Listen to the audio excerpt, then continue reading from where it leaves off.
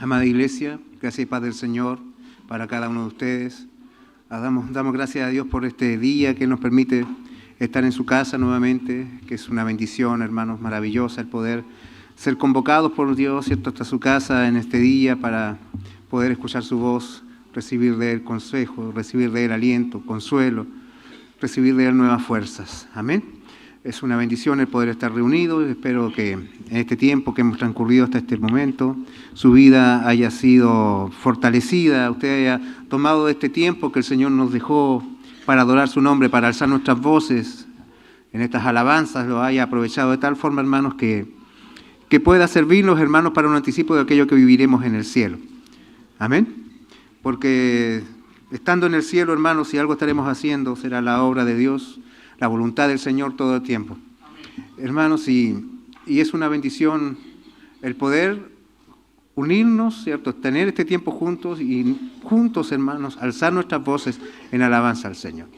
Yo le digo, hermanos, no es lo mismo estar en la casa orando y cantando que estar en el templo junto a los hermanos, junto a los santos, haciendo eso mismo. Hay un impacto diferente, hay una trascendencia diferente, hay una relevancia en aquello, hermanos, porque así el Señor lo diseñó, así el Señor lo estipuló que debiese ser. Hermanos, es tan importante que inclusive hay gente que en este momento está muriendo por hacer esto que usted está haciendo hoy, por llegar a un templo, por juntarse con sus hermanos, por poder cantar, por poder escuchar la palabra del Señor. Hay gente que está entregando sus vidas, así que sin duda esto habla de lo importante que es para la Iglesia el vivir estos tiempos, hermanos, de comunión, con un corazón entregado, con entendimiento, con nuestra mente dispuesta, nuestro corazón dispuesto. Así que Dios bendiga sus vidas, Dios bendiga a nuestros hermanos que siguen la transmisión también desde sus hogares, a aquellos que por diferentes circunstancias no pudieron venir, Dios les bendiga grandemente en esta mañana. Bien, hermanos, vamos a retomar nuestra serie sobre el libro de Apocalipsis, que hemos venido desarrollando hace ya varios meses. Les invito a que vamos a la última parte del capítulo 11, leemos en este día desde el verso 15 hasta el 19, y con esto, hermanos, estamos concluyendo con la primera mitad del libro de Apocalipsis.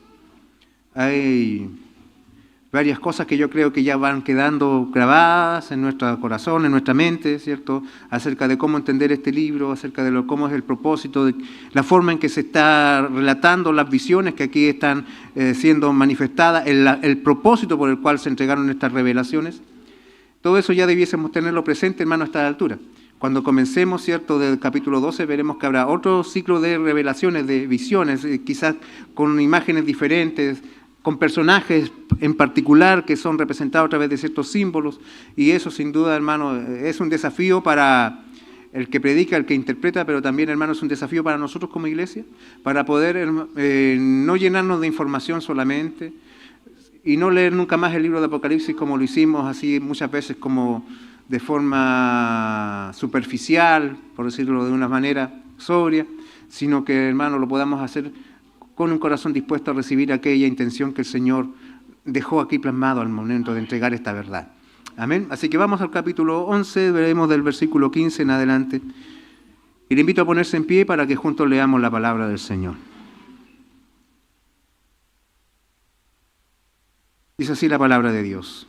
El séptimo ángel tocó la trompeta y hubo grandes voces en el cielo que decían: los reinos del mundo han venido a ser de nuestro Señor y de su Cristo, y Él reinará por los siglos de los siglos. Y los 24 ancianos que estaban sentados delante de Dios en sus tronos se postraron sobre sus rostros y adoraron a Dios, diciendo: te damos gracias, Señor Dios Todopoderoso, el que eres y que eras y que has de venir, porque has tomado tu gran poder y has reinado. Y se airaron las naciones, y tu ira ha venido, y el tiempo de juzgar a los muertos y de dar el galardón a tus siervos, oh profetas, a los santos y a los que temen tu nombre, a los pequeños y a los grandes, y destruir a los que destruyen la tierra. El templo de Dios fue abierto en el cielo, y el arca de su pacto se veía en el templo, y hubo relámpagos, voces, truenos, un terremoto y grande granizo. Amén. Tomen sus asientos, por favor.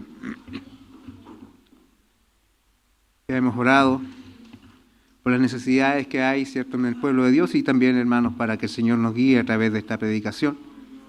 Y cuando uno lee este capítulo, en esta porción, como le digo ya, final de la primera mitad del capítulo del libro de Apocalipsis, no sé si usted alguna vez ha escuchado el Mesías de Händel. Esta pieza musical, este oratorio, ¿cierto? Que cuando se habla de un oratorio, se está hablando de una pieza musical como una ópera, pero que está especialmente vinculada a un pasaje bíblico. Tenía un fin religioso, particularmente el oratorio. Y un oratorio era esto, una pieza musical de varias partes, de varias escenas, por decirlo, que se iban cantando. Y Händel, ¿cierto? Federico Händel, este compositor alemán, la compuso con el fin de ser usada en Semana Santa, en el año 1741. Muchas veces usted ha escuchado una parte de este oratorio, el Mesías, que es la más reconocida, que es ese coro conocido como el Aleluya. No sé si usted conoce el Aleluya, no se lo voy a cantar porque no tengo la voz para hacerlo, pero yo creo que usted lo reconoce porque el Aleluya, así como el oratorio, ¿cierto?, del Mesías de Händel, ha venido a ser una pieza que ha trascendido a través de la historia, una pieza musical que ya prácticamente es un patrimonio de la humanidad. Es una pieza majestuosa, es una obra musical tremenda que revela, hermanos, o que tiene la intención de mostrar la vida del Señor en 3 capítulos: su nacimiento hasta su muerte, de su muerte su resurrección y luego, hermanos, su segunda venida y la resurrección de todos aquellos que han creído en el Señor. Y en la parte, hermanos, intermedia, cuando Cristo resucita, es cuando se canta el Aleluya. Allí, hermanos, en ese texto en particular, en ese momento en particular, se canta el Aleluya porque este músico, como buen músico protestante, reformado, entendía que todo el desarrollo de la historia y la consumación de los decretos divinos estaba íntimamente relacionado con la resurrección de Cristo. Cristo es todo lo que Él dijo que era y eso queda confirmado en su resurrección. Y por lo tanto, la parte final de la gran victoria, hermano, es precedida por esta canción, el Aleluya. Y si usted lo ha escuchado en español, se va a dar cuenta de que el verso 15 del capítulo 11 es el que se canta después de que se repite Aleluya 4 veces. Dice: Dios el omnipotente ya reina, Dios del mundo Él reina ya, viene a ser el reino del Señor, ya reina Cristo el Señor y reinará por siempre y siempre. Y después empiezan las voces a sumarse una tras otra y dice: Gran Señor, eterno Rey, gran Señor, eterno Rey, y reinará por siempre y siempre. Y luego, ¿cierto?, remata con nuevamente varias repeticiones del Aleluya. Se cuenta que la primera vez que esto se entonó, estaba dentro del público el rey Jorge I de Inglaterra, y cuando llegó a esa parte, el rey se puso en pie, dada la majestuosidad de la interpretación, y desde ese momento en adelante quedó la tradición de que nunca se canta el Aleluya sentado. Donde se canta, los que lo escuchan de pie, porque es una pieza, como le digo, tan gloriosa, tan majestuosa, que no está basada en el mero entendimiento del compositor, que sin duda es uno de los grandes músicos de la historia, sino que está basada, hermanos, en esta declaración, en este himno de victoria, que es el que nosotros encontramos en la parte final del capítulo 11 del libro de Apocalipsis. Hermanos, ¿qué nos dice este himno? De que el Mesías regresa. Y regresa, hermanos, para manifestar su triunfo definitivo y total sobre sus enemigos. Y cuando Él regresa, Él viene para que todo aquello que alguna vez se rebeló en contra de Él sea sometido a su autoridad. Y ese reino es un reino eterno. Reinará por siempre y siempre. Esta victoria final, hermanos, que canta el Aleluya, que está en el capítulo 11, del 15 al 19 de Apocalipsis, es la base de toda la esperanza que un creyente tiene. Cuando en el Edén, hermanos, la caída nos separó de Dios, quedamos sujetos a maldición por causa del pecado. Quedamos sujetos a enfermedad, quedamos sujetos a toda manifestación de maldad, quedamos, hermanos, sujetos a la muerte. Pero en ese mismo día, hermanos, se prometió que la cabeza de la serpiente sería aplastada y eso señala una victoria definitiva. Y esa victoria terminará de ser consumada el día en que el Señor regrese en gloria y majestad y revierta toda la maldición que provocó la caída, que traiga todas las cosas al orden original de Dios, que vuelva a todos a ser como Dios lo creó, donde Él recupere todo lo que el pecado arruinó. La gran victoria final es la gran esperanza del creyente. Decíamos, hermanos, que en los capítulos 10 hasta el verso 14 del capítulo 11 hay un interludio que precede al último toque de la trompeta. Así como hubo un interludio entre el sexto sello y el séptimo sello, aquí, hermanos, ya estamos llegando al final de este interludio y Juan retoma esta serie de las trompetas y relata lo que sucede cuando suena la tercera trompeta, que es el cumplimiento también del tercer ay, ¿cierto?, que se había anunciado en el final del versículo 14. Y con este relato, hermanos, llegamos al término de la primera mitad del libro. Y como lo dijimos, el libro de Apocalipsis, hermanos, está compuesto de una serie de revelaciones rotativas, así como en espiral, ¿cierto?, que va pasando por un mismo lugar la visión, pero mostrándonos diferentes aspectos y que nos va contando todo lo que ocurrirá entre la primera y segunda venida del Señor. Si bien es cierto, hermanos, yo también se lo he tratado de exponer acá, de que el libro de Apocalipsis no se trata meramente de un libro futurista, de cosas que ocurrirán en el futuro, sino que es un libro que recorre toda la historia, de principio a fin. Pero justamente lo que nosotros estamos leyendo hoy es aquella pequeña porción del libro de Apocalipsis que está mirando todavía hacia un evento futuro. El día en que Cristo regrese, el día en que suene esa última trompeta y, hermanos, Él venga y recupere su reino. Y este libro fue escrito con el propósito de dar ánimo y consuelo a la iglesia, hermanos, que milita por la causa del Señor aquí en un mundo que es opositor a la iglesia, porque aborrece a Dios, porque aborrece a Cristo y aborrece a aquellos que le sirven. Un mundo que tiene un príncipe, que ha entenebrecido los entendimientos. Y hermanos, cuando nosotros vimos en la apertura del séptimo sello, acá al sonar la séptima trompeta, después de haber estado concentrados viendo lo que ocurría en la tierra, porque recuerde usted que lo que pasa en el capítulo 10 y hasta el verso 14 del capítulo 11 es una visión de la iglesia y de su misión mientras Cristo regresa, o sea, una visión, una revelación fijada en los eventos que transcurren en la tierra. Nuevamente, en la apertura en el toque de la séptima trompeta, la mirada de Juan vuelve a dirigirse hacia lo que está ocurriendo en el cielo.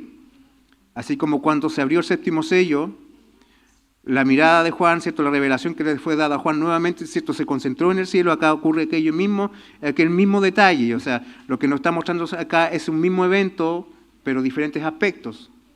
¿Ya? Eso es importante que lo tengamos en cuenta. No son cosas separadas, cosas que vienen a sumar, sino que se nos está mostrando una realidad completa, añadiéndose detalles, añadiéndose información. Y aquí, hermanos, podemos ver este momento cuando nuestro glorioso Rey Redentor vuelve a recuperar de forma definitiva todo aquello que se perdió en Edén.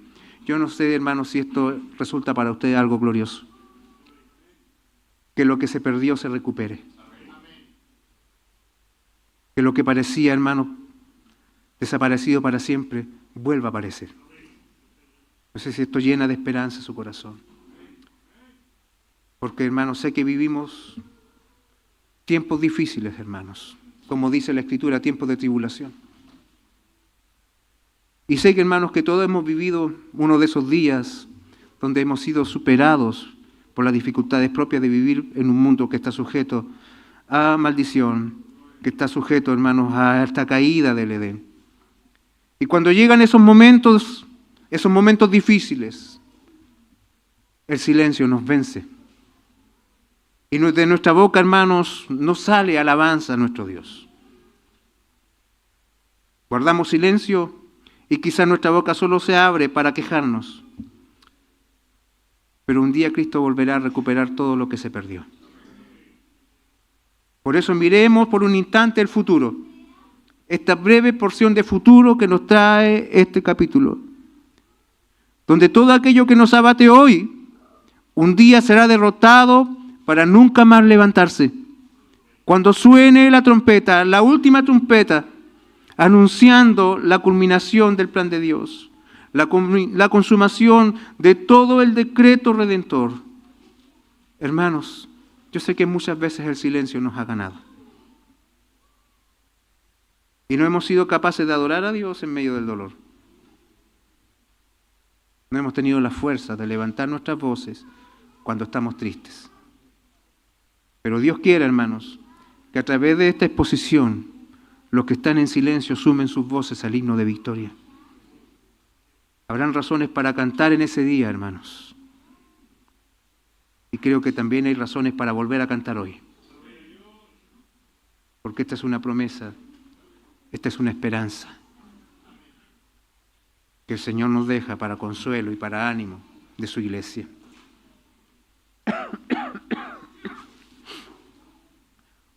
Decíamos, hermanos, otra vez la revelación posiciona a Juan en aquello que está ocurriendo en el cielo.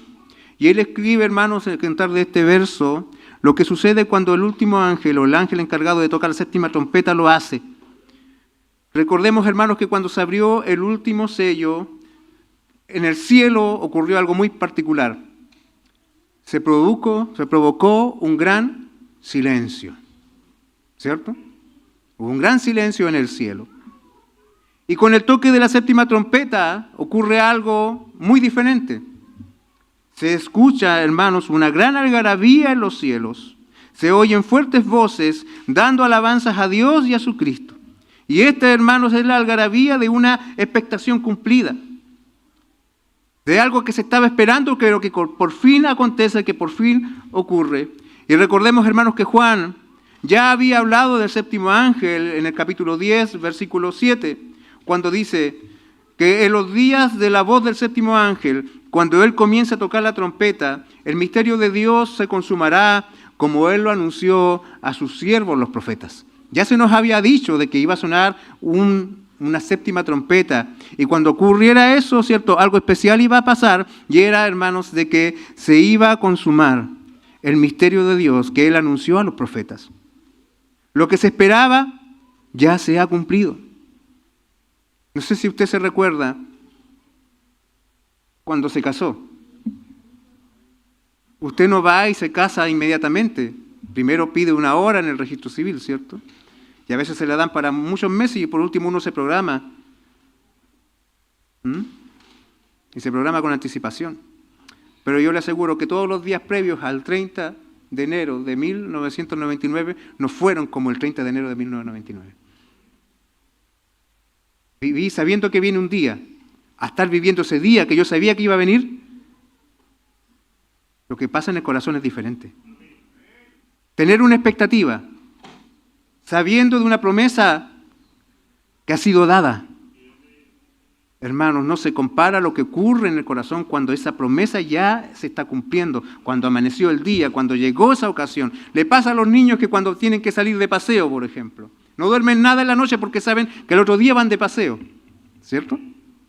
Me pasaba con los más pequeños cuando toca el día del paseo de la iglesia, están muy preocupados el día antes y muchas veces la ansiedad no los deja a veces ni dormir y despiertan más temprano de lo normal el día del paseo porque saben que el día del paseo llegó. Una expectativa cumplida, hermanos, es algo tremendo.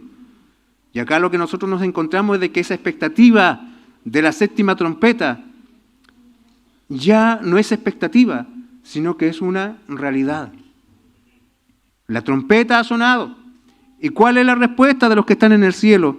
Levantan sus voces para adorar al Señor, para exaltar a Dios. Y usted lee, hermanos, el versículo 15, dice, y el séptimo ángel tocó la trompeta y hubo grandes voces en el cielo que decían, los reinos del mundo han venido a ser de nuestro Dios y de su Cristo, y Él reinará por los siglos de los siglos. La gran expectativa de todos los santos a través de toda la historia ha vuelto a ser una realidad. Se convierte aquí en una realidad concreta. Decíamos, hermanos, que un misterio en las Escrituras es algo que ha sido revelado por Dios en el Antiguo Testamento de forma sombría, velada, pero que luego es explicado, ¿cierto?, de una manera gloriosamente clara en el Nuevo Testamento. Por ejemplo, hermano, Pablo escribió a la congregación en Roma, ya en Romanos 16, verso 25, y al que pueda confirmaros según mi evangelio y la predicación de Jesucristo, según la revelación del misterio que se ha mantenido oculto desde tiempos eternos. Hay un misterio que se ha mantenido oculto, dice acá, desde tiempos eternos. Sin duda, hermanos, un tiempo que precede a la misma historia. Hay algo que está planeado que ocurra. Y en Apocalipsis 17 se nos dice de que el sonido de la séptima trompeta anunciará el principio del fin de ese misterio. Del misterio que Dios reveló a los profetas. Ahora, ¿por qué esto es un misterio? Porque sin duda, hermanos, si usted lee las Escrituras, ellas testifican, hermanos, que Dios es quien gobierna y quien es soberano sobre todo. Y que Él siempre gobernará y reinará sobre todo. Sin embargo, usted en la misma Biblia se encuentra con otros textos que, por ejemplo, dicen en 2 de Corintios 4, verso 4, cuando habla de Satanás, dice de que Él es el Dios de este siglo. En el libro de Efesios capítulo 2 se dice de que Él es el príncipe de este mundo. De hecho, el Señor lo describe en Lucas 11:21 como el hombre fuerte armado que guarda su casa, guarda su palacio. Y de hecho, si usted va al Evangelio de Mateo, en el capítulo de la tentación, se va a encontrar de que Satanás tienta al Señor diciendo lo siguiente. Otra vez le llevó al diablo a un monte muy alto y le mostró todos los reinos de este mundo y la gloria de ellos y le dijo, todo esto te daré si postrado me adorares. O sea, todos estos textos nos sugieren de que existe un poder paralelo al poder de Dios gobernando en este mundo. Pero a la vez la misma Biblia nos dice de que quien gobierna y reina sobre todo es Dios soberano. Entonces, ¿quién se equivoca aquí? ¿Hay un error en esto? En realidad, hermanos, si sumamos a estos textos que le hemos mencionado, de 2 de Corintios, de Lucas, de Mateo, más la realidad, lo que usted ve, lo que usted experimenta, lo que usted observa, lo que a usted le toca vivir, da la impresión de que sí, es cierto, hay un problema aquí. Da la impresión de que hay alguien que gobierna y que es opositor a Dios. Da la impresión de que Satanás tiene autoridad y poder sobre el mundo. Bueno, hermano, ese es el misterio. ¿Cómo es posible de que Dios, siendo soberano, permita de que Satanás ejerza dominio en la creación? La verdad es que en la infinita sabiduría de Dios, Él ha querido que así sea. Él ha determinado que las cosas se den de esta manera, para el fin de ser glorificado Él, tanto en su gracia como en su justicia. Pero el mismo misterio revelado es que hay un solo reino y no dos. De que hay un solo rey y no dos. Y ese rey, hermanos, el único verdadero rey es nuestro Dios soberano. Y por lo tanto este conflicto en sí es aparente. Es real, pero aparente a la vez. ¿Qué quiero decir con esto? De que sí es real porque, hermanos, sufrimos, experimentamos pérdida. El pecado parece que domina en el mundo. Nuestros seres queridos parten, nos enfermamos. Pero la verdad es que hay un solo rey que gobierna sobre todo. Y este conflicto, hermanos, en realidad, para esperanza de la iglesia, y lo digo así, hermanos, para esperanza de la iglesia, mi esperanza no radica en entenderlo hasta cabalidad. Mi corazón no se llenará de esperanza en la medida que yo entiendo cada uno de los detallitos acerca del supuesto conflicto entre el gobierno de Satanás y el reino soberano de Dios simultáneo, sino que, hermanos, mi esperanza está en que ese gobierno de Satanás está limitado por el decreto de Dios. De que no es un conflicto eterno, de que el dominio de Satanás no es para siempre, porque viene un día cuando el dominio de Satanás llegará a su fin. Llegará a su fin, como Pablo escribió a la congregación en Roma, en Romanos 16, verso 20, y el Dios de paz aplastará en breve a Satanás bajo vuestros pies. Gloria a Dios. Y añade al final, la gracia de nuestro Señor Jesucristo sea con vosotros. O sea, hermanos, tenemos una esperanza y tenemos un medio para sostenernos mientras llegue ese día. Fíjese usted, el Dios de paz aplastará en breve a Satanás. O sea, hay que esperar hasta que esto se consume de forma definitiva. Pero mientras ese día llega, la gracia de nuestro Señor es con nosotros. Es como nos predicaba el pastor David la semana pasada. Como Dios ha provisto de gracia para sobrellevar nuestras debilidades. Así la gracia de Dios es la que nos sostiene mientras, hermanos, llegamos a ese punto de la historia cuando el reino de Satanás es completamente suprimido de una vez y para siempre. Y esa es la esperanza que tenemos, hermanos. En el siglo VI antes de Cristo, a Nabucodonosor, ¿se acuerda usted de ese rey, el rey de Babilonia? Le fue dado un sueño, y en ese sueño él vio una estatua que estaba representada por diferentes tipos de materiales, y cada uno de esos materiales, hermanos, cuando Daniel lo explica qué significaba ese sueño, se trataba de un reino, de un imperio diferente que se iba a levantar en el momento de la historia. Y de acuerdo con lo que dice Daniel, verso 2, verso 35, dice, estabas mirando hasta que una piedra fue cortada, no con mano, e hirió a la imagen en sus pies de hierro y de barro cocido y los desmenuzó. Entonces fueron desmenuzados también el hierro, el barro cocido, el bronce, la plata y el oro, y fueron como tamo de las eras del verano, y se los llevó el viento, sin que de ellos quedara rastro alguno. Mas la piedra que hirió a la imagen fue hecha un gran monte que llenó toda la tierra. ¿Qué está diciendo acá, hermanos? ¿Se acuerda usted de esta historia? No la vamos a recordar toda, pero yo creo que usted tiene detalles. Nabucodonosor tuvo un sueño y llamó a que le interpretaran ese sueño. Claro que a nadie le contó el sueño.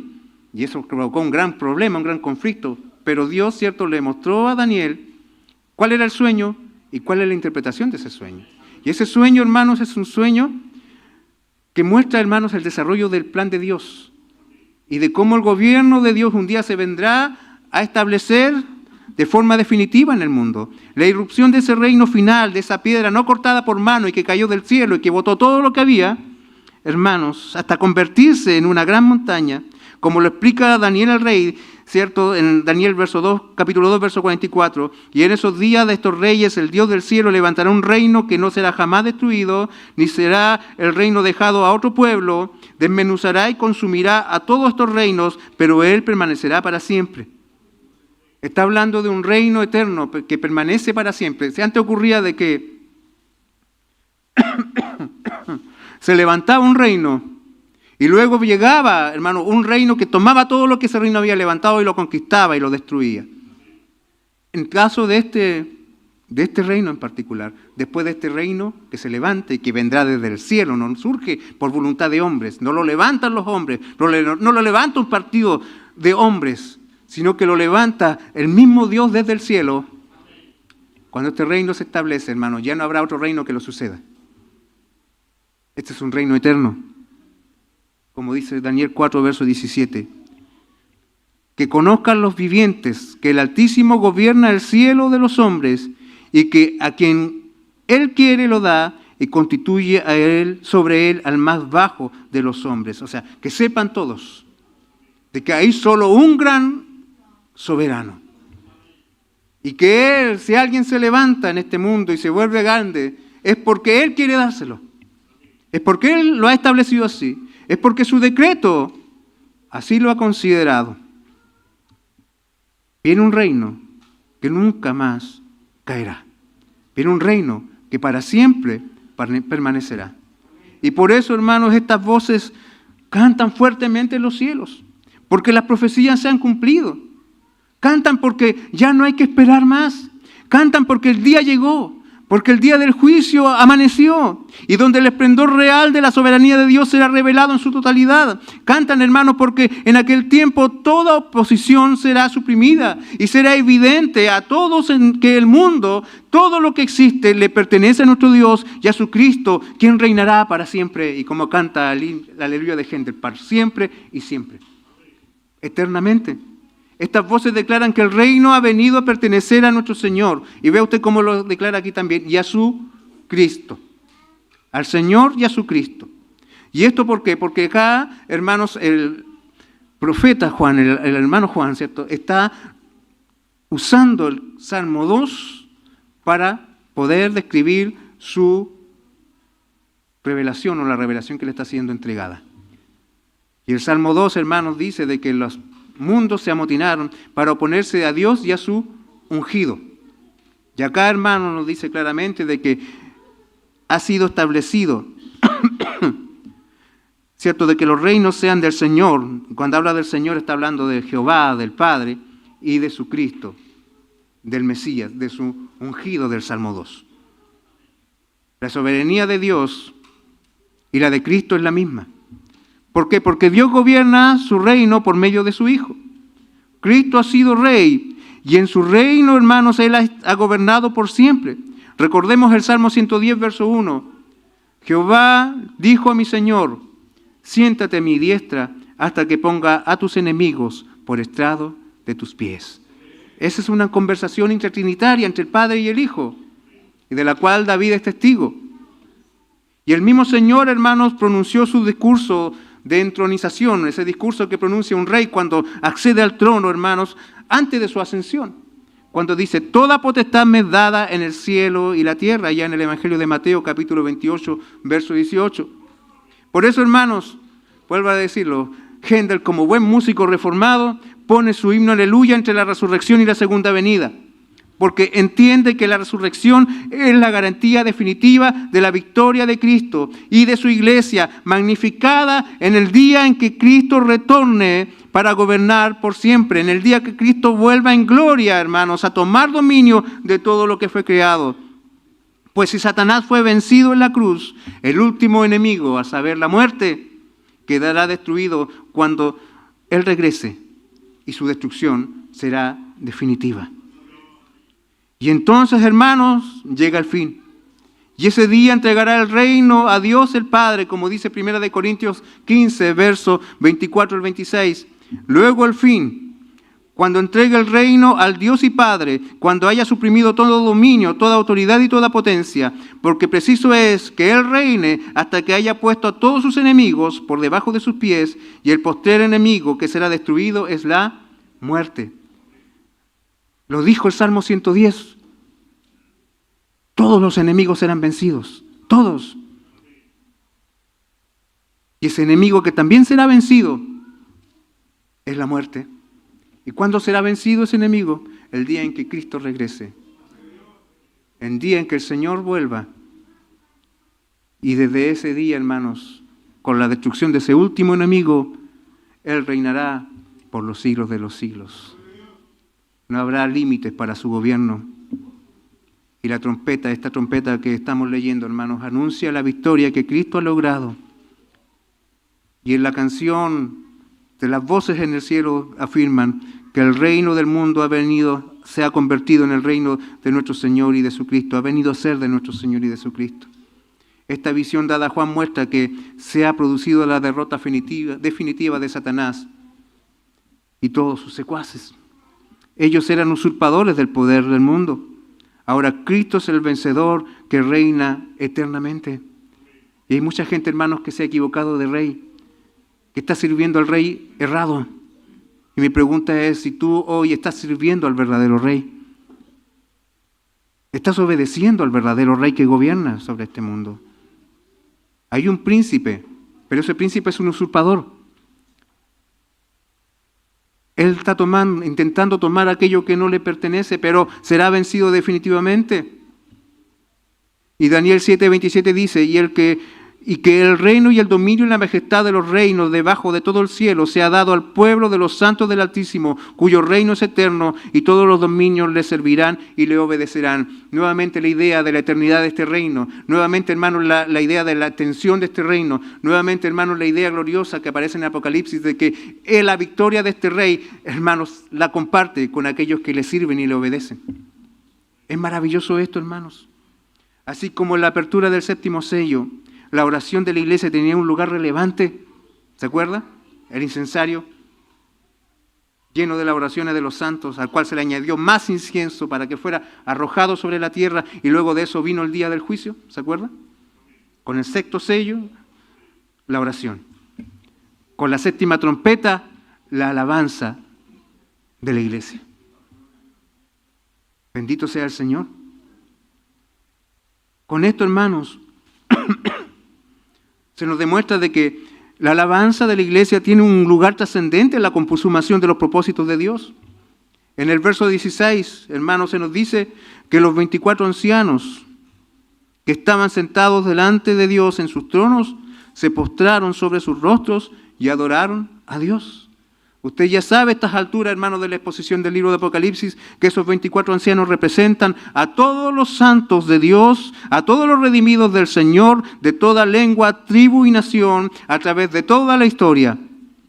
Y ellos, ¿qué hacen? Hermanos, se postran sobre sus rostros. Ellos, fíjense usted, han recibido el privilegio de rodear el trono de Dios. Están en un lugar más cercano a Dios que el que tienen los mismos ángeles.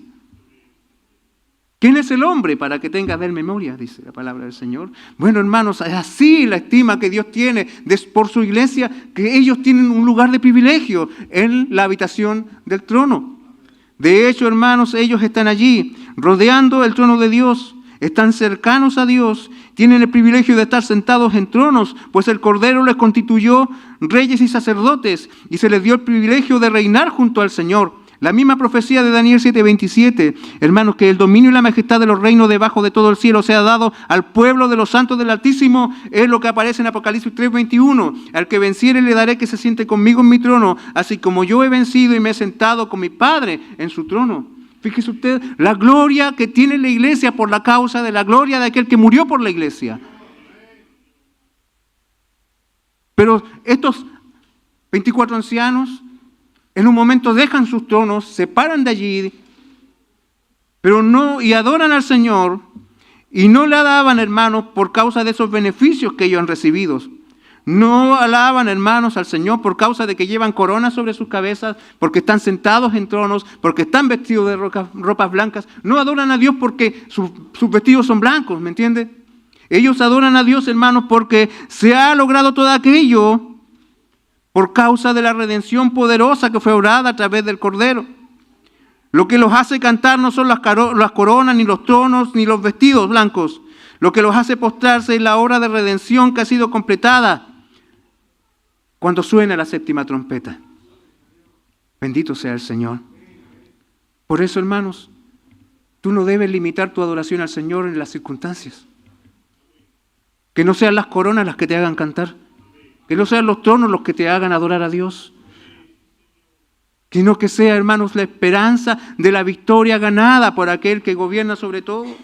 Porque el verso 17 dice, cuando ellos levantan su voz y declaran su alabanza al Señor, dicen, te damos gracias, Señor, Dios Todopoderoso, el que eres y el que eres y el que ha de venir, porque has tomado tu gran poder y has reinado. Te damos gracias, Señor, no porque me libraste de la persecución. Te doy gracias no porque me permitiste morir sanito. No, te doy gracias porque has tomado tu gran poder y has reinado. Has cumplido la oración de la iglesia que se ha elevado por siglos. Venga tu reino. Por fin esa petición ha sido contestada de forma completa. Y eso es lo que a ellos les lleva a gozarse. Los 24 ancianos, como representantes de la iglesia, expresan su gratitud al Padre, a quien llaman Señor Dios Todopoderoso. Porque Él decretó encargar a su Hijo que redimiera a su pueblo, que perdonara los pecados de su pueblo, que les concediera vida eterna, que les diera su palabra, que les enviara su Espíritu Santo, para que pudiesen perseverar como testigos y que confirmara sus obras hasta el día en que Él regrese. Glorias sean dadas al Señor. ¿Por qué dan gracias a Dios Padre Todopoderoso? Hermanos, porque al final el que llega al cielo nunca llegó al cielo porque era más capaz que el otro. Siempre se trató de Dios, siempre estuvo Dios atrás, siempre fue su plan, siempre fue su poder, siempre fue su amor, su gracia y su misericordia. A Él deben ser dadas las gracias siempre. Y hermanos, y ellos ahora los ancianos están vestidos de ropas blancas, les decía, lleva coronas sobre sus cabezas, se sientan en tronos, rodean el gran trono de Dios. Pero cuando llega ese día caen sobre sus rostros y dan gracias a Dios. ¿Quién es su soberano? ¿Quién es el Dios omnipotente? Le adoran y le cantan un himno de victoria. Un himno de victoria. Pues todo lo planeado descansó en el poder y la soberanía de su Dios. Bendito sea el Señor. Él es rey. Él gobierna. Ellos dicen, según la traducción que nosotros leemos acá, el que eres y que eras y que ha de venir. Pero hay otras traducciones que omiten el que ha de venir, porque en este momento Cristo ya ha venido. Ellos están cantando esto y es lo primero que pasa después que Cristo regresó. ¿Me entienden?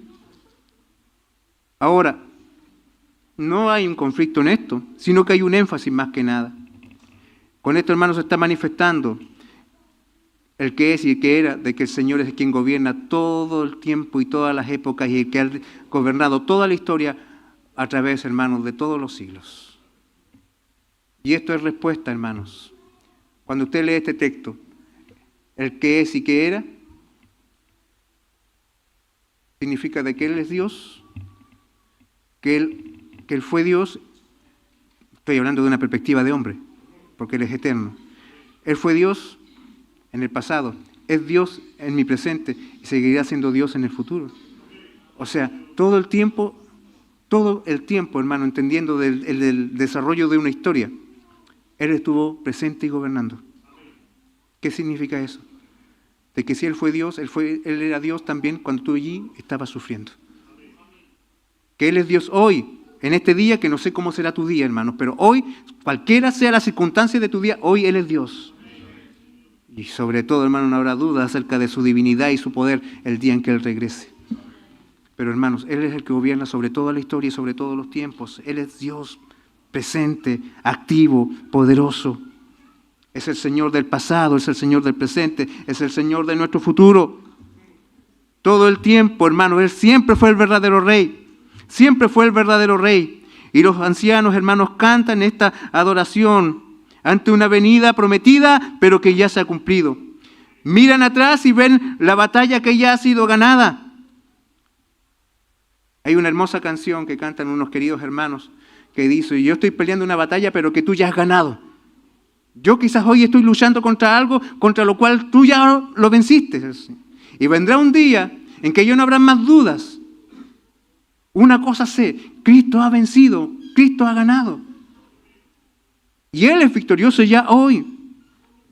Ellos dicen: has tomado tu gran nombre y has reinado.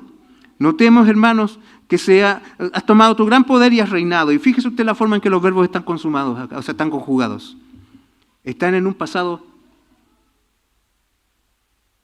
perfecto.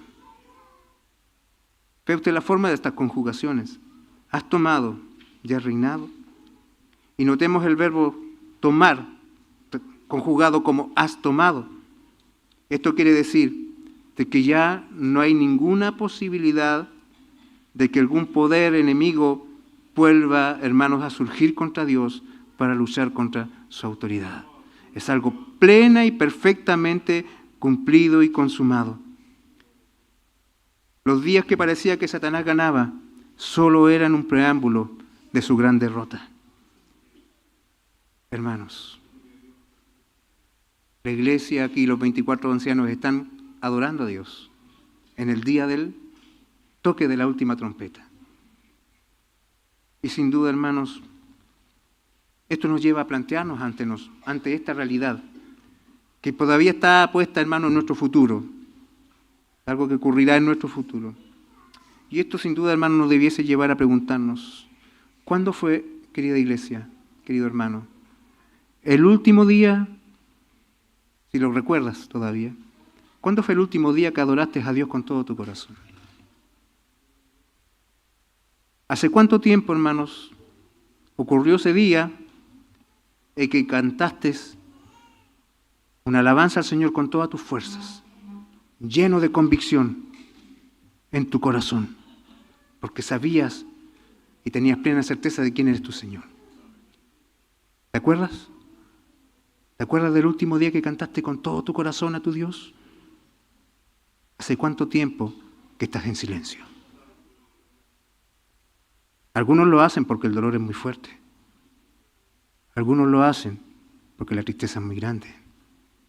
Otros lo hacen porque su orgullo es demasiado diabólico. Porque su soberbia les impide adorar. Pero sea cual sea, hermano, la razón, sería bueno que recordaras esta esperanza. Que la recordaras. Si estás sufriendo y si las circunstancias han sido difíciles, porque la tristeza te ha vencido, porque la muerte volvió a ganar, mira estos versos. Tenemos esperanza. Nuestro Dios vence al final. Él viene a tomar su reino y lo toma para siempre.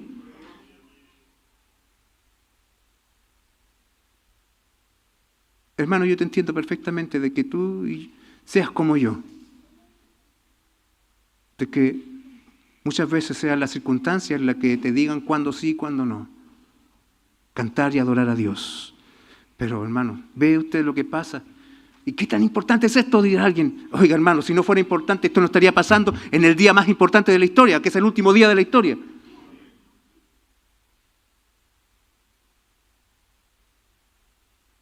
Si no fuera tan importante, que yo puedo ganarme y estar estático mientras mis hermanos cantan. Hermano, si te complica cantar aquí, no sé por qué quieres llegar al cielo, ¿para qué? Si en el cielo, hermano, no hay una obra a Dios, no sé, hermano, en simplemente ser un mero observador. Tú y yo tenemos que empezar a adorar al Señor aquí. ¿Y sobre qué, pastor? Si hoy mi corazón está desgarrado. Está desgarrado hoy, pero en ese día no estará desgarrado. En ese día, hermano, no habrá tristeza, no habrá más llanto ni dolor. Si te cuesta cantar porque miras tu presente, empieza a cantar mirando tu futuro. Bendito sea el Señor.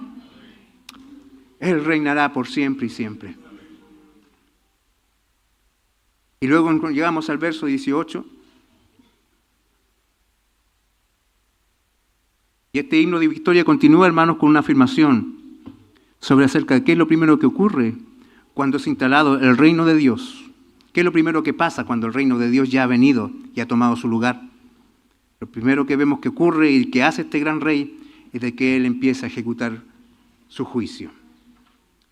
Y seguimos, hermanos, recuerda que yo le hablaba del Salmo 2. Bueno, seguimos, hermanos, teniendo al ladito el Salmo 2 mientras seguimos avanzando por estos versos. Tomando el Salmo 2, Juan describe el estado espiritual de los pueblos rebeldes. Porque, hermanos, ese mismo día que será de triunfo y de canción para algunos, será un día de espanto para otros. Y el Salmo 2, hermano, Juan describe el estado espiritual. Aquí tomando el Salmo 2, Juan describe el estado espiritual de los pueblos rebeldes. Cuando dice, ve usted en el verso 18, se airaron las naciones. Se airaron las naciones. Pero, hermanos, esa ira de las naciones no se aporta la justa retribución de parte de Dios a esa ira de las naciones, porque usted inmediatamente lee, y tu ira ha venido. Vea usted, la reacción de los rebeldes y la retribución de parte de Dios manifestada en su ira. En el Salmo 2, si usted lo lee, hermano, ahí se nos habla de naciones que están amotinadas contra Dios y contra su ungido, que están conspirando para deshacerse de su reinado y que con todas sus maquinaciones, hermanos, esas maquinaciones que es esta airarse que dice Juan acá, que se traduce como estar pero muy enojado contra Dios, contra su gobierno, al punto de caer en actos locos. Ellos en su locura se airaron contra Dios porque querían vivir sus vidas según sus propios deseos. Como le dijo Pablo a los Efesios, siguiendo la corriente de este mundo y según los deseos de su propia carne. Y por eso se airaron contra Dios. ¿Cuál es el gran problema que tiene el mundo con Dios? Hermanos, porque, hermanos, saquen a Dios del pensamiento, de la cultura o de lo que quieran. El mundo, hermano, no tiene quien le restrinja. El problema de los ateos no es lo he dicho varias veces, no es falta de evidencias. El problema de aquellos que son ateos no es porque sean definitivamente ateos. Ellos quieren ser ateos porque así sus conciencias están en paz para pecar. ¿Les molesta, hermano, la idea de Dios? Porque ese Dios de la Biblia, hermanos, no respalda sus maldades. Y sacando el aguafiestas del medio, podemos darle rienda suelta a nuestros deseos. Y por lo tanto, el ateísmo, hermanos, es simplemente un problema espiritual. El que quiere no creer en Dios, hermanos, es porque él no quiere creer, porque lo necesita no creer en Dios para vivir según su pecado. Y por eso, hermanos, por mucha evidencia que se le presente a alguien que tiene esta condición, simplemente no es que no se le pueda convencer, es que él no quiere ser convencido. Él es intelectualmente deshonesto, sabe lo que es verdad, pero lo rechaza activamente. Y acá, hermanos, nosotros nos encontramos con estas naciones airadas porque querían vivir según su propia carne, en lugar de arrepentirse y clamar a Dios por misericordia, porque la trompeta ha sonado, hermanos, porque el reino ha venido, y los pecadores en ese momento, ¿sabe usted qué hacen? En vez de decir, tenemos miedo por último, se airan. ¿Qué es esto, hermanos? Es una condición espiritual de aborrecimiento contra Dios, que en lugar de honrar al Hijo, como dice el Salmo 2, mejor honrar al Hijo para que no se enoje. ¿Se acuerda usted de ese texto? Sabiendo con quién se están metiendo, prefieren desafiarlo. Prefieren desafiarlo. El mundo a través de la historia, hermanos, no ha disimulado su odio contra Dios, contra Cristo y contra todo aquello, hermanos, que se pareja a Cristo, y por eso que odian a la iglesia. Ha dejado de lado cualquier diferencia el mundo cuando se trata de oponerse a Dios. Y eso es lo que lo hace iguales a todos los seres humanos, hermanos. ¿En qué somos todos iguales? En que por naturaleza todos odiamos a nuestro Creador. Salmo 2, versos 2 y 3 dice, se levantaron los reyes de la tierra y príncipes consultarán unidos contra Jehová y contra su ungido, diciendo, rompamos sus ligaduras y echemos de nosotros sus cuerdas. Lo vimos en el caso de Cristo. Israel y los romanos no tuvieron ningún problema aquí cuando fue momento de crucificar al Señor. Poncio Pilatos y el Sanedrín trabajaron en unidad para llevar a Cristo a la cruz. Y luego, hermanos, se unieron para perseguir a su iglesia. Pero el enojo y la ira de Dios difieren del enojo y la ira de los enemigos de Dios, porque en vez de lograr intimidar a Dios con su enojo, se iraron las naciones. ¿Qué hizo Dios? Se puso a temblar en el cielo. Se puso a morder sus uñas de nervios porque los reinos de la tierra se oponen contra él. No lograron intimidar a Dios. De hecho, el Salmo 2 dice de que después de que las naciones conspiran, ¿qué hace Jehová en los cielos? Llama a Gabriel. Gabriel, ¿qué haremos? No, dice, se rió Jehová de ellos. Se rió. Lo único que logran estos rebeldes es hacer reír a Dios. ¿Se da cuenta? Nadie vence si quiere luchar con Dios. Nadie sobrevivirá a la ira de Dios que será manifestada porque Él los reprende, dice el texto de Juan acá. Mientras que estos dirigen su furia contra Dios para destruir su reino y pisotear todo lo que es santo, las naciones de la tierra han hecho de todo para arrebatar el gobierno al verdadero rey. Han hecho de todo, hermanos, han destruido todo lo que es sagrado, han pervertido todo lo que es bello, hermanos, han arruinado todo lo que es perfecto. Con tal de que no sea el verdadero rey el que gobierne. Por eso, hermanos, que los hombres de este mundo quieren arruinar todo y reinterpretar todo. ¿Por qué? Porque la idea es llevarle la contra a Dios. El matrimonio y el mundo que hace lo redefine. La vida humana que hace el mundo la redefine. La Escritura dice que mi embrión viene en tus ojos, la vida humana comienza desde la concepción. ¿Y el mundo qué hace? Tiene que buscar alguna manera de poder ir en contra de lo que Dios ya dijo. Y dicen, no, la vida humana no comienza allí, ahí solamente hay un montón de células. Y ellos hacen todo, hermanos, un invento para justificar, más que nada, cuánto aborrecen a Dios. Porque, hermanos, todos estos pecados, ¿qué son? Son pecados que son intentos del hombre por abofetear el rostro santo de nuestro Señor. ¿Me entiende? El Señor nos ayude. Ha hecho de todo por arrebatar el gobierno al verdadero rey, pero Dios dirige su venganza contra las naciones para someterlas a la justicia y al fin que serán destinadas. De nada sirve la ira de las naciones, porque ha llegado el tiempo, como dice aquí el texto, hermanos, de juzgar a los muertos, Esto implica que es imposible que los hombres esquiven el juicio de Dios, ya sea para recompensa o para condenación. Es una cita ineludible comparecer delante de Dios como juez. Hebreos 9:27 dice, y de la manera que está establecido para los hombres que mueren una vez y después de esto el juicio. Ese es el destino ineludible de todos los hombres, comparecer delante de Dios. Y no hay forma de escabullirse. Cuando habla de los muertos, hermano, está hablando de la condición que hace iguales a todos los hombres. Algunos dirán, pero los que no estaban muertos aquí en este día, hermano, no te preocupes por entrar ahí. El cristianismo es un símbolo de la condición común de todo ser humano a través de toda la historia, independiente de su clase, independiente de su estudio, independiente de sus capacidades. Hermano, es el destino de todos los hombres morir. ¿Amén? O sea, aquí está diciendo que es toda la raza humana la que tiene que ser juzgada por Dios. Lo primero que hace el rey cuando establece su reino es aplicar juicio. Amén. Es el destino del cual nadie puede escapar. Tu destino y el mío. No sé de qué voy a morir, pero sé que tengo que morir. ¿Se fija? ¿Cuándo? Tampoco lo sé, pero sé que llegará el día en que ya no estaré aquí, en que quizás seré un recuerdo en la congregación. Pero hermanos, una cosa queda clara, de que este es el destino que todos compartimos.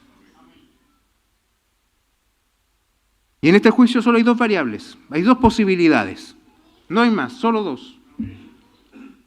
Dar el galardón a tus siervos, los profetas, a los santos y a los que temen tu nombre, a los pequeños y a los grandes. Uno dirá, estos son varias categorías. No, hermanos. Cuando habla ya al final de pequeños y grandes, ya con eso los agrupa a todos en una sola categoría. Los santos de Dios. No importa si son grandes o pequeños, no importa si fueron conocidos o anónimos, todos reciben recompensa de parte de Dios en el día final. Un galardón, hermanos, en este contexto no es algo que se gana o que se obtiene por la habilidad o el mérito del siervo de Dios, es un don de gracia. Y muchos de esos santos, hermanos, están allí recibiendo el galardón por haber temido el nombre de Dios y por haber sido fieles a Dios, tuvieron que perder sus vidas, tuvieron que negarse a sí mismos. Pero en ese día, hermanos, se podrá apreciar claramente en el día del juicio, a través de esta imagen del galardón que el Señor da a sus santos, de que valió la pena seguir a Cristo. De que sin duda hubo que perder mucho por seguirle, pero lo más importante no se perdió. ¿De qué te sirve ganar el mundo si tu alma se pierde? ¿De qué te sirve perder el mundo? ¿De qué te vale si pierdes el mundo si ganas tu alma? Bendito sea el Señor. Y lo hermoso de esto es que sean grandes o sean pequeños, si puso su confianza en Cristo, ese día del juicio hay galardón para él. Amén. Bendito sea el Señor. No importa si tu ministerio no es reconocido, hermanos. No importa si no tienes muchas visualizaciones de tus predicaciones en internet. No importa. El Señor ya te conoce. Y el Señor ya juzga tu corazón. Y el Señor ya sabe si eres fiel o no. Y eso es lo que importa, seas grande o seas pequeño. Estés en este púlpito el domingo o donde estés, hermano, no importa. Porque al final, hermano, el galardón que yo recibiré. Y no estoy diciendo con esto que soy el más importante de esta congregación. Soy un pecador que Cristo perdonó por gracia. Y que después le plació, hermanos, hace un tiempo atrás, llamarme a ocupar un lugar para servirle a Él y servir a sus santos. Más que eso no soy. Al final un inútil nomás que hace lo que le mandaron. No estoy diciendo con esto que soy más que cualquiera. Hermano, por lo que recibiré yo o el hermano que se encuentre que es lo menos que hay en la iglesia. Hermano, será por gracia. Para ti y para mí, gracia. Bendito sea el Señor. Por eso, hermanos, sirve a Cristo con gozo y fidelidad donde sea que el Señor te puso. Hay gente, hermanos, que se anda cambiando de iglesia a ver si hay puestos vacantes para presbíteros o diáconos en tal iglesia. Eso es patético. Sirve a Cristo con gozo donde el Señor te ponga, porque grandes y pequeños recibirán un galardón y ese galardón viene por gracia. Hermano, no importa si ocupaste un nombre, no importa si tu nombre es conocido, no importa si te colocan un dedito para arriba, no importa nada de eso, hermano. ¿Crees tú que el Señor va a estar viendo cuántas visualizaciones tuvieron nuestras transmisiones en el cielo? ¿De qué importa? Nosotros somos los únicos que andamos viendo ahí. Parecemos que nos vieron más que ayer. No importa, hermanos. Importa de que Cristo te conozca. Sé fiel.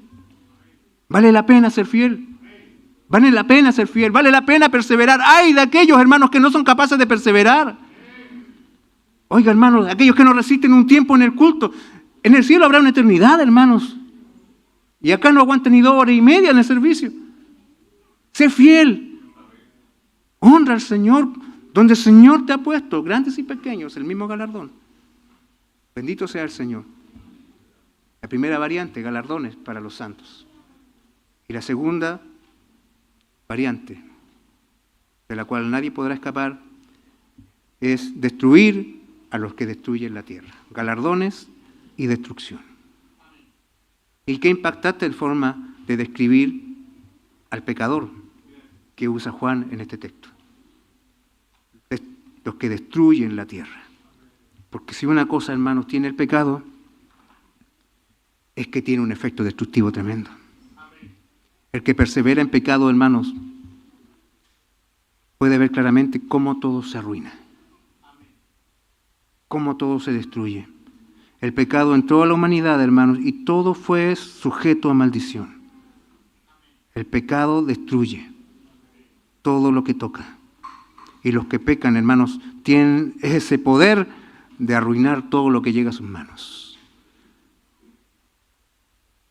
¿Cuántos hombres han perseverado en pecado y por su perseverancia en pecado le han destruido la vida a sus hijos? Han arruinado almas eternas. Han destruido sus esposas porque ellos perseveran en pecado. El pecado corrompe todo. Es un cáncer que hace metástasis, hermano, y lo arruina todo. Y por lo tanto Dios debe dar la justa retribución a algo tan horrendo.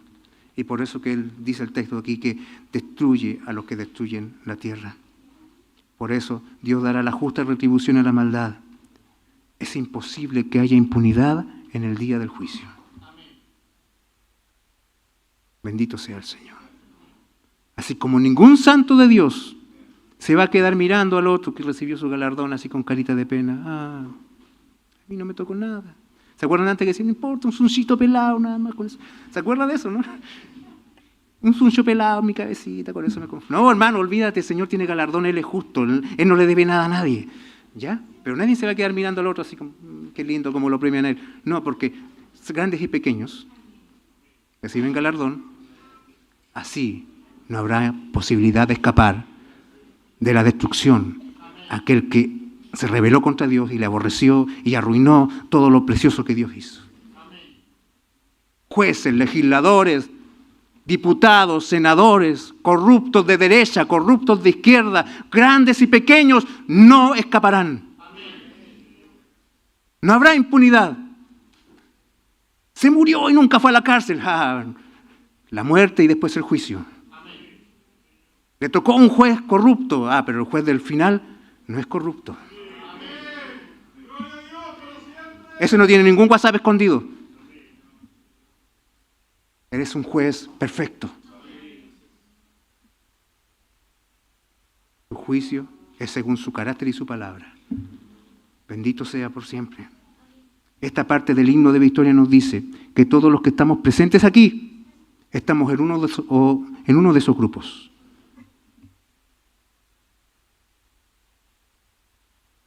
Sí, hermano. Aquí hay gente que recibirá galardón y hay gente que recibirá destrucción.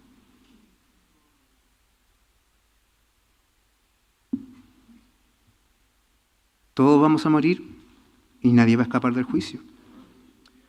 Solo los que vienen a Cristo pueden esperar el juicio final con esperanza y paz. ¿En cuál estás tú?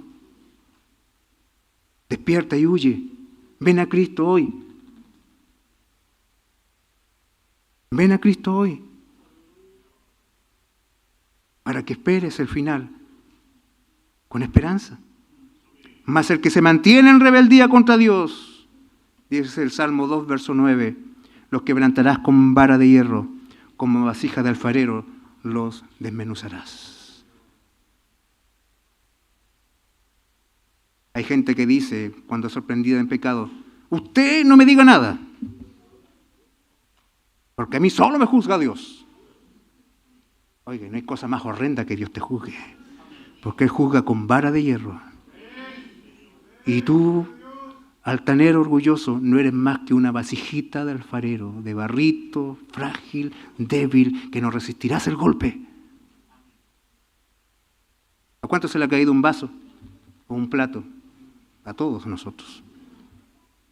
¿Qué es lo que hace después que el vaso se cae? No sirve para nada. Recoge pedacitos y uno se sorprende de cuán pequeños inclusive pueden resultar los fragmentos, cuán disperso puede llegar a quedar. A los meses después está barriendo y se encuentra un resto de ese plato que alguna vez se nos quebró. Así es el impacto, hermanos, de la ira de Dios contra el pecador. ¿Qué posibilidad hay de permanecer en pie? Dijeron los incrédulos, ¿se acuerda? ¿Quién permanecerá? Por eso ven a Cristo, porque solamente hay dos destinos. Y hoy es día de esperanza.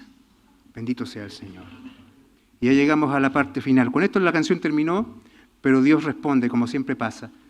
¿Sabe usted? Cada vez que usted encuentra adoración en la Biblia, hay una parte que hace la iglesia, cantar a Dios, y luego hay una respuesta que viene de parte de Dios. Y los 24 ancianos han concluido su himno de alabanza, y ahora cambia la perspectiva de la visión de Juan. Él observa desde la tierra al cielo y contempla el templo de Dios. Y observa, hermanos, allí, y esto es maravilloso, que el templo de Dios fue abierto en el cielo y es visible para Juan el arca de su pacto. Obviamente todo esto es símbolo, es un símbolo, ¿ya? No es que esté viendo la cajita esa que transportaban los levitas físicamente, es símbolo. ¿Símbolo de qué?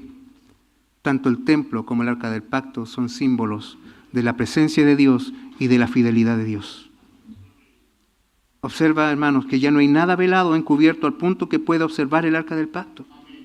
Esta caja sagrada simbolizaba la presencia de Dios y durante siglos su sagrada presencia estuvo velada para el resto del pueblo.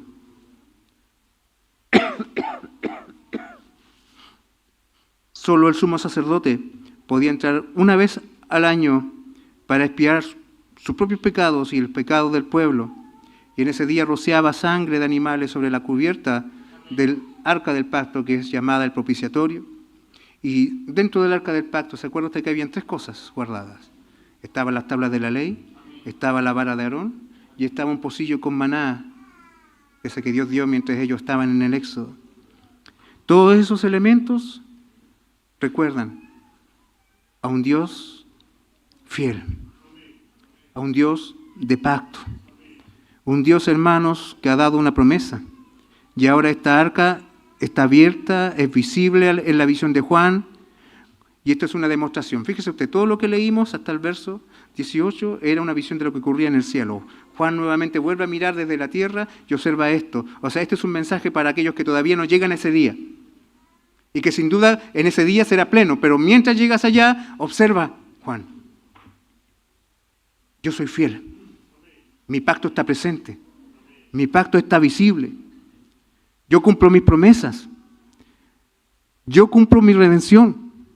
El Señor está diciendo aquí que su compañía es permanente para con su pueblo, para con todos aquellos que han lavado sus ropas en la sangre del Cordero, para los que están fuera del pacto. En cambio, ¿qué es?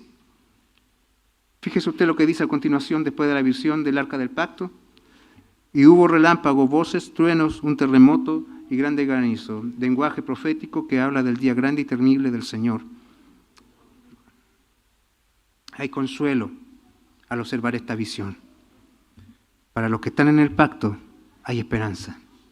Y los que están fuera del pacto hay terror. ¿Cuánto consuelo, hermanos, hay? La iglesia puede ser perseguida. Domiciano podrá cazarlos como a conejos, como a presas. Pero Dios no los abandonará nunca.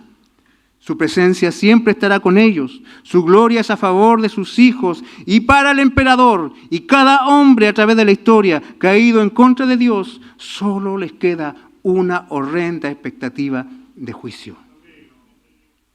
Relámpagos, voces, truenos, un terremoto, grande granizo, juicio, ira de Dios manifestada contra aquellos que no están sometidos al pacto. Hermanos, ¿cuál es el fin? De que nos sumemos a este himno de victoria. ¿Hace cuánto tiempo que no cantas con todo tu corazón a tu Dios fiel? ¿Piensas que no hay razones para cantar? Amados, esta visión fue dada a preciosos hermanos que sufrían una cruel persecución, para que sean consolados y para que sean animados. Y también lo es para ti y para mí hoy. ¿Cuánto parece, hermanos, que hemos perdido en la vida? A estas alturas de la vida. Sin duda, ya no somos jóvenes. Yo miro mis fotos de cuando recién partí en el ministerio y era prácticamente un niño. Con 30 años, hermanos, nos veíamos muy, muy jovencitos. Y en estos tiempos, hermanos, todo este transcurso de la historia, sin duda, muchas cosas han cambiado y muchas cosas se han perdido. Hemos perdido fuerzas, hemos perdido salud, hemos perdido seres queridos. Pero Juan miró el cielo y el arca estaba visible. Gloria a Dios. El arca estaba visible. El arca del pacto está visible. Tu Dios siempre está presente. Él está en medio de su pueblo. Su pacto está firme y vigente. Hoy, firme y vigente.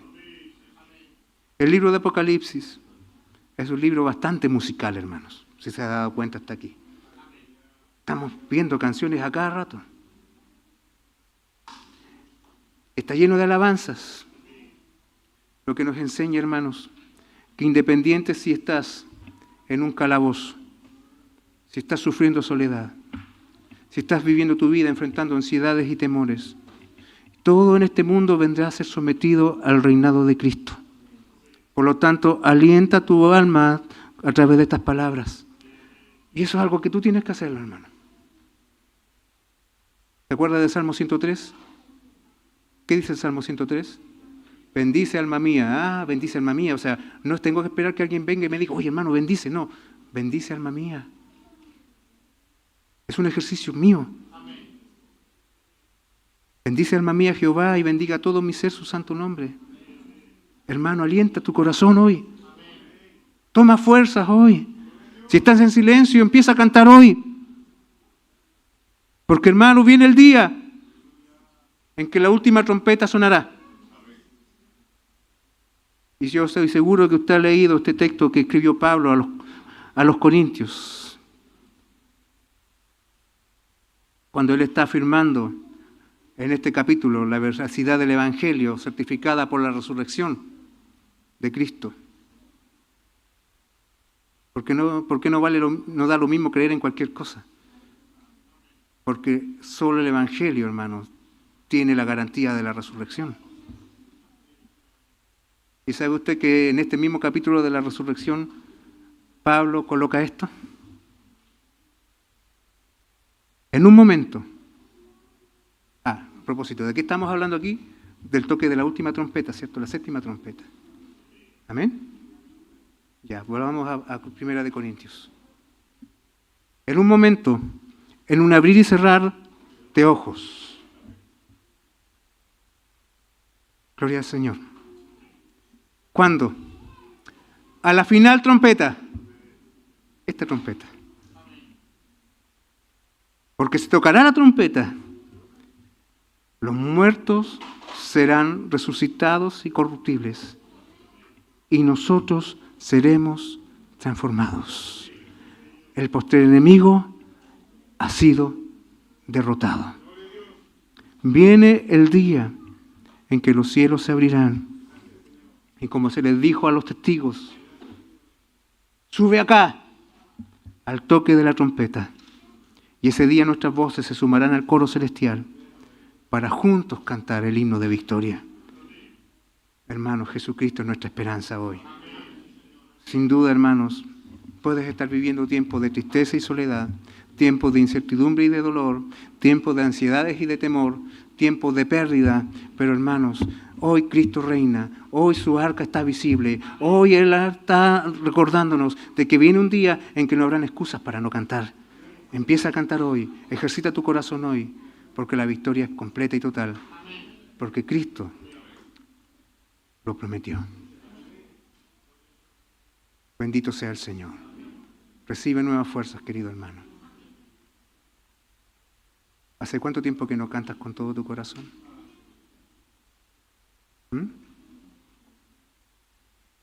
Hoy puede ser un buen día para volver a cantar.